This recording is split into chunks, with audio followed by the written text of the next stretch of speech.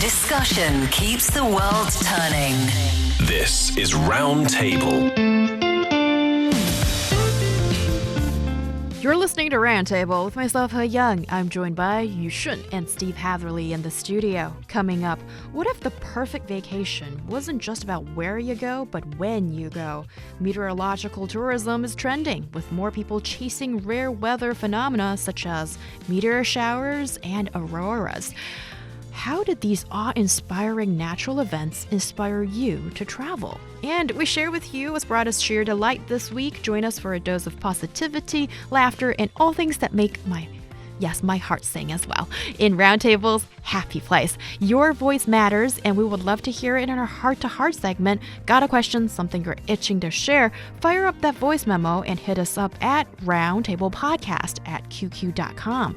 Our podcast listeners can find us at Roundtable China on Apple Podcast. Now let's switch it up and explore meteorological tourism.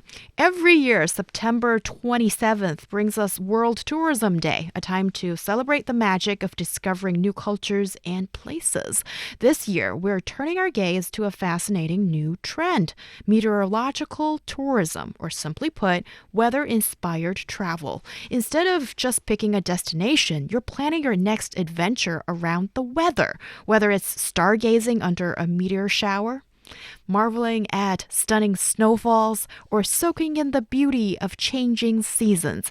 How does the climate inspire your travel dreams? So this year, what is the theme of World Tourism Day? And then we'll get into the fascinating new trends this year. Yeah, of course. So I think before we start chasing the auroras, I think the theme of the World Tourism Day is quite meaningful. So this year, under the theme of tourism and peace, it wants to highlight the vital role of this sector, tourism, in fostering peace and understanding between nations and cultures, and in supporting peaceful processes. This year, Georgia will proudly take the stage as the host country for World Tourism Day. And you may think how tourism can be related to peace.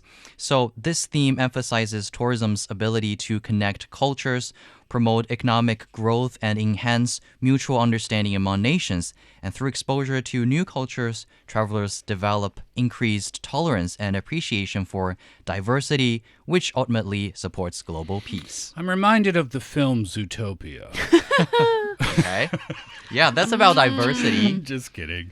The history, a little on the background, if you're curious to know. It's been observed since 1980. The date commemorates the adoption of the UNWTO. That's a lot of letters. That means the UN World Tourism Organization.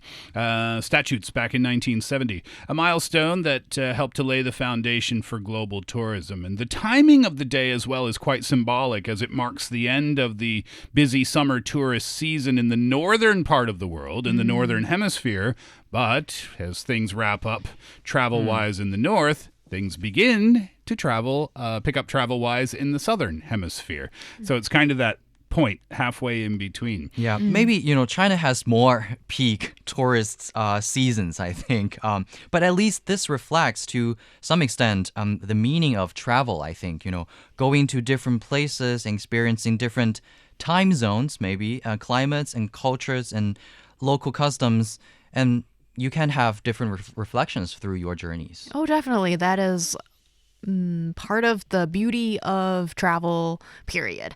And also, maybe just alluding to what Yushun mentioned just now, for Chinese people, the upcoming National Holiday Week is one of the biggest travel peak seasons.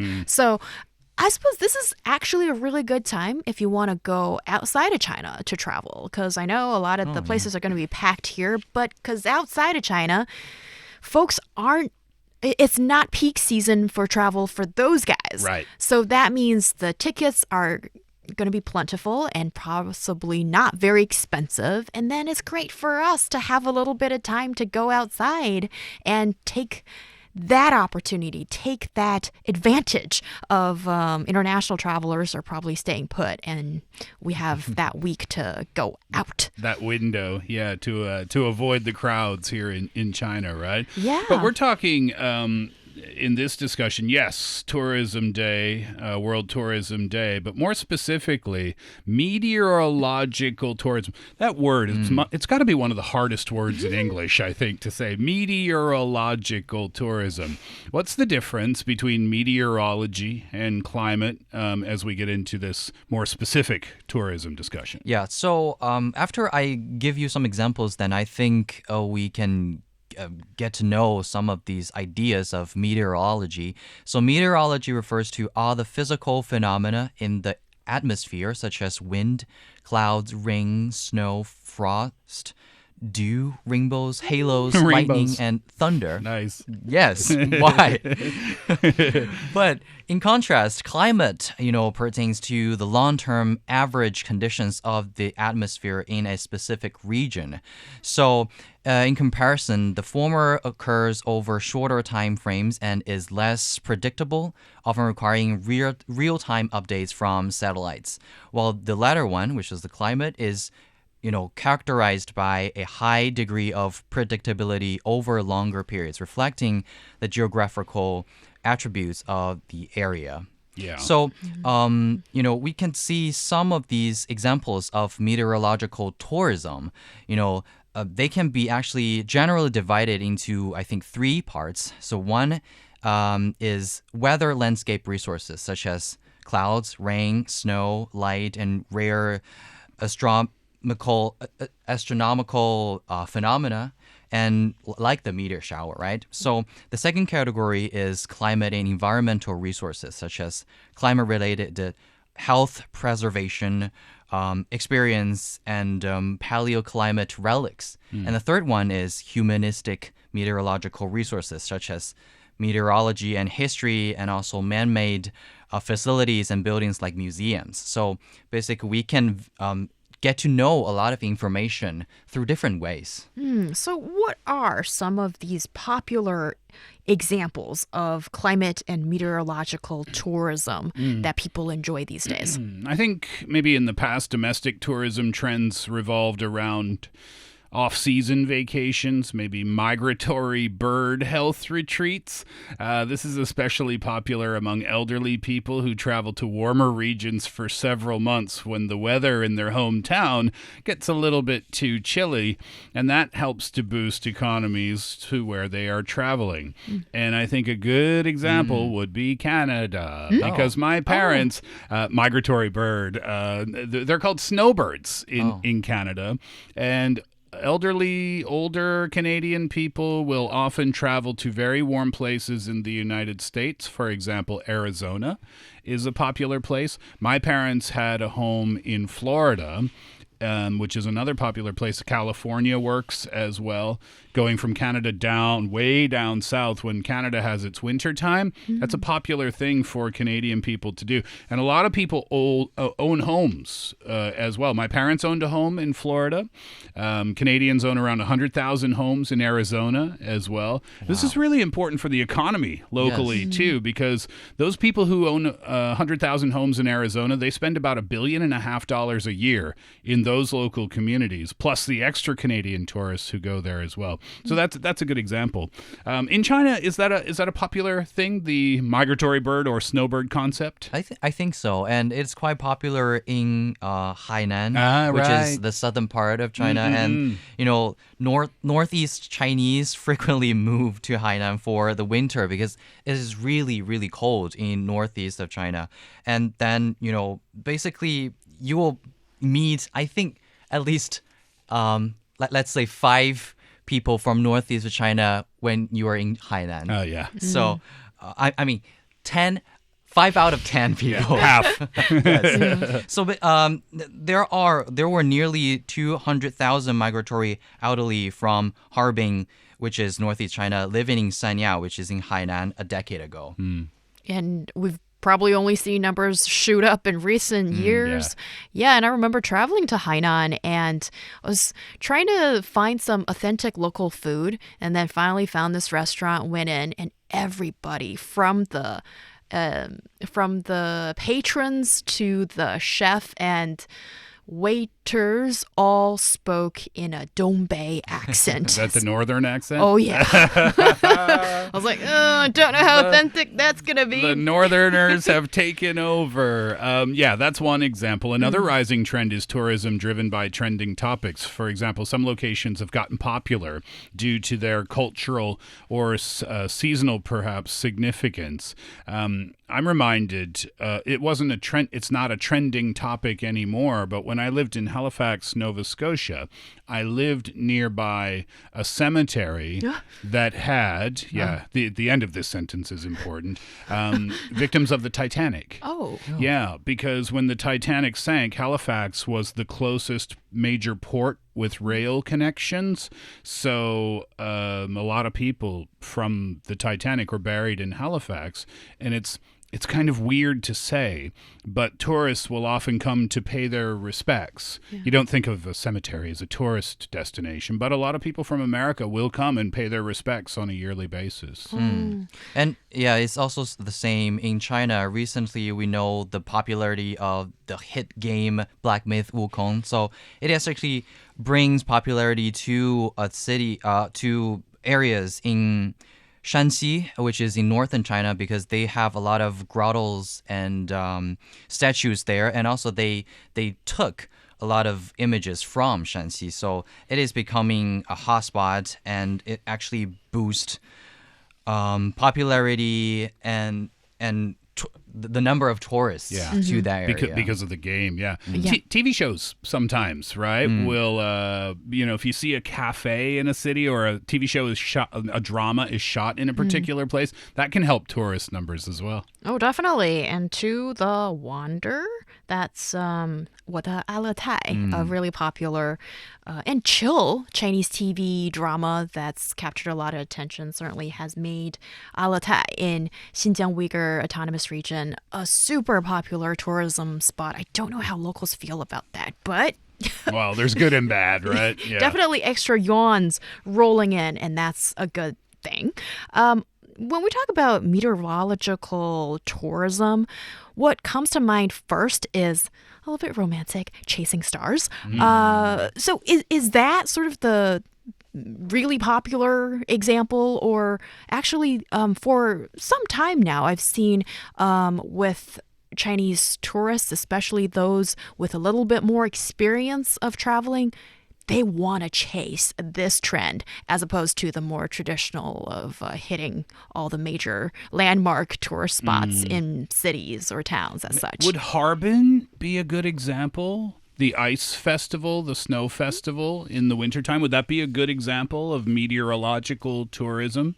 Yes, it could be, I think. People traveling specifically for that. Yes, especially for this area is famous of, the ice and snow, and that's why this kind of wild meteorology is attracting a lot of people to go to, northern China and northeastern China to see, no matter it's the ice and sea and the wonderland of ice. Also, maybe the one we call rime. It is very famous in, frost rime frequently forms along riversides in urban areas, and also it is making northeastern China very accessible for many, tourists without the need to travel to remote scenic spots. So with the frost and rime, are you talking about those beautiful white, crispy... almost crystals? Yeah, like covering the pine trees. Yes. Yeah, and that's a really beautiful scene in a lot of cities, towns in northeastern part.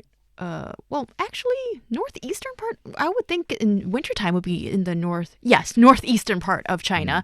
And then that's a really beautiful scene to enjoy. And actually, it's cheap. You don't have to go to certain spaces, and then it's readily available during that period of time in winter, and just beautiful. And speaking of, chasing the stars, it is quite popular, I have to answer you. I recently attempted to chase the meteor shower, which is called the Perseids. There's one thing I didn't know before, and I wonder if you do. Many meteor showers occur annually and have fixed timings. Do you know that? You can set your watch to it. Yes. So, for example, this Perseids occurs every year around July 20th to August 20th, and with the peak time usually between August 12th and 14th. So, but I mentioned it in previous shows. Due to weather conditions and light pollution, it can be quite difficult to see them in the city. But in rural areas, it may be easier to see. But my point is that even though we didn't see it, I tried to chase it, but we didn't see it. There are really more and more people around us and on social media who are paying attention to chasing the stars and joining. The Aurora Borealis would be another example in northern Canada. Different spots across the country, but always north, hence the title Northern Lights, I suppose. But yeah, you talked about light pollution. They say that the Northern Lights are visible about 300 nights a year, which is a lot. But how well you can see them will depend on light pollution, depending on where you are. Right. And it all kind of makes Iceland a really popular place for, is it called solar halos and meteorological tourism? Exactly. Yeah, Sweden, if we're going to talk about that part of the world. I was looking up hotels recently. I guess I'm itching for a vacation myself. Last year in December, the Ice Hotel 34 opened on December 23rd. So this is kind of a cool thing they have in Sweden. They have Ice Hotel 365, which is all year. Ice Hotel 34 and 33 and 32 and 31, they melt each year. And they build it again the next winter out of ice. Everything in the hotel is made out of ice, including your bed. They have rooms that are made completely out of ice. Can you sleep on ice? Yes, you do. They put these kind of like fur blankets on the ice. That was last year, 34, so I guess it would be Ice Hotel 35 this coming winter. But it's just meteorological tourism. I guess that qualifies as well. They use the climate to create a tourist attraction, and people go there specifically for that reason. Yes, and there are some more extreme options that I would love to get into as well. They lean more towards adventure and risk-taking. And I have to admit, the first time when I saw this in the U.S., I was gobsmacked. People who chase tornadoes. Oh, storm chasers. And storms. And that's just crazy. Well, yeah, that's not a hobby of everyone. Yeah, let's not lead our audience to think that. Storm chasing is something that you'll see on television. They make TV shows out of this. But yeah, you're right. That's an example of meteorological tourism for sure. Yeah. Just not so common, perhaps. Yeah. Right, and I suppose you have to be, well, it's best if you're especially trained, or at least you're equipped with the necessary gear and maybe a camera crew with you to engage in that kind of thing. And do you see meteorological tourism as enjoying a big market, or is it still pretty niche? Generally, it's quite niche, but we can see it is definitely growing. It has grown continuously in China in recent years and will maintain a rapid growth trend in the coming years. According to the report on meteorological tourism development released by the China Meteorological Tourism Development Institute, China's meteorological service industry is predicted to exceed 300 billion yuan. That's about $42 billion by 2025. So we absolutely can see the trend is growing, and it's not only about the stats, it's also about the people who are paying attention to it, and they're all around us. Yeah, globally expected to grow as well. Right, and meteorological tourism is definitely one thing still pretty new for Chinese people, and we're seeing that this could be the new growth point, and certainly one area that's attracting a lot of attention when people plan for their vacations. And as meteorological tourism continues to grow, it offers not just a unique way to experience the world, but also a chance to reflect on how we can travel more responsibly. So let's remember that preserving the environments that host these breathtaking moments is a journey we must all embark on together. Coming up, welcome to the happiest corner on the airwaves, RoundTable's Happy Place. Delivery. What is it? Happiness from RoundTable. RoundTable's Happy Place. Yushun, you have a big smile on your face. I know you're ready to share.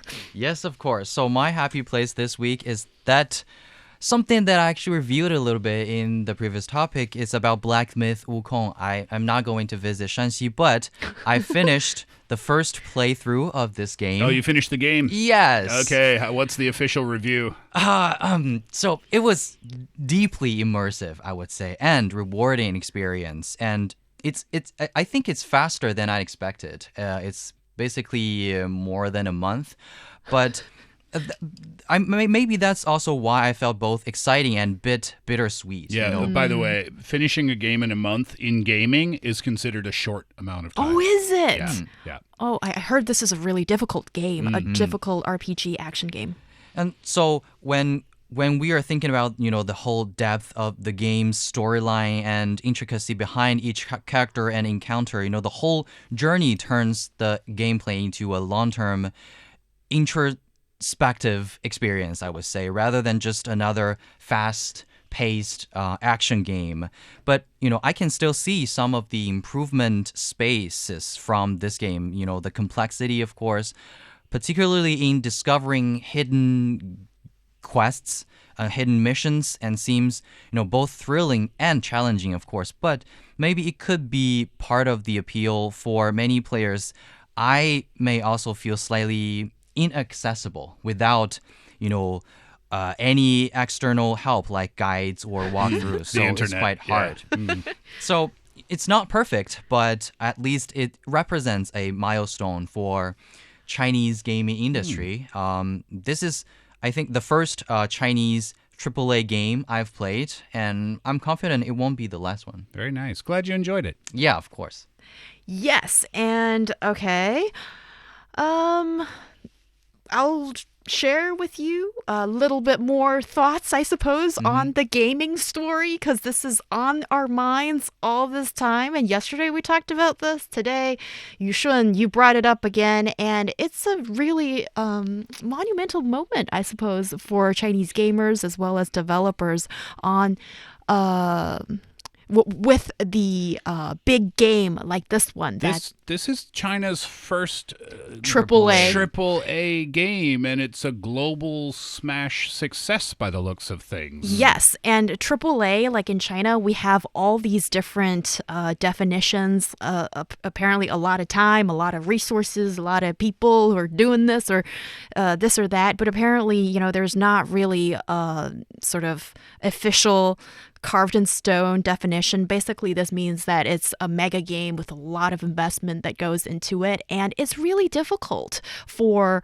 any company to come up with something like this, especially in China, because we're not talking about super established game studios. Game Science, the company behind Black Myth Wukong, actually is a small company, and it's never done anything like this before. And so it's really exciting for people to see this to happen. Yeah, and these types, if you're not into video games, then maybe the word AAA doesn't really mean anything to you. Yeah. But there are tons and tons and tons of video games, to put it in a context, that get released every year. There are new video games coming out every single month. And some of them are quite small, and they're released by small studios, and they don't get a lot of attention, and they're cheaper than other games. But these AAA games, these are the ones that get all the media attention. And usually these games are from the West. This is China's first, hello, we are here now in that industry, in that level of the industry, and that's why this is such a big deal. What's an even bigger deal is that the game is good and that people are enjoying it. Because if this AAA game came out from China and it fell on its face and nobody liked playing it and the gameplay was kind of it's kind of clunky and the characters don't make much, that would have been it. Yeah, but actually this is really defied all of those criticisms, and a lot of people weren't. Well, you've got the haters and those who love it and are ready to defend it, and it's just really great to see that sometimes you don't really need to engage with the gaming journalism that can be kind of biased sometimes, and just let the product, the game, speak for itself. Because for the gamers, the users, they don't really care about the background. They just want a real good gameplay, and they're game for what's fantastic. And with a AAA game like this one, it's just it was almost impossible for it to be made, because we're talking about like more than 3 years of investment, and it's a lot of money that goes into it. And who's ready to invest that amount of resources into something that doesn't necessarily have, let's say, just make us a demo or a prototype of some sort to make the investors feel that this is a safe investment. And it was just, so it's really difficult for these games to come about. But Game Science, you did it. Yeah, and the release of these AAA games, it's almost like the release of a new cell phone, but even on a bigger level, because a new phone comes out every single year, even though it's a big thing. But these AAA games are sometimes in production for not just 3 years, sometimes more, sometimes 4, 5, 6 years or more. Yeah. And the build up to it is so huge. So that's why this is such an exciting success story. That's why I think it's so incredible how these developers, Game Science, brought such a rich, beloved cultural tale to life with modern gaming and attracting global audiences. And I am so proud of knowing and understanding the background of the whole story. Yeah, and that just makes us feel like it's more than just a game. It's a cultural phenomenon in the gaming world. And I saw one top gamer from the US, I think, and he only found out that 猪八戒 is not a rat, but a piggy in the end. And so it would just be really great. And I still haven't found out ways, but to promote, to make people understand this background a little bit more, and then it'll be just even more enjoyable.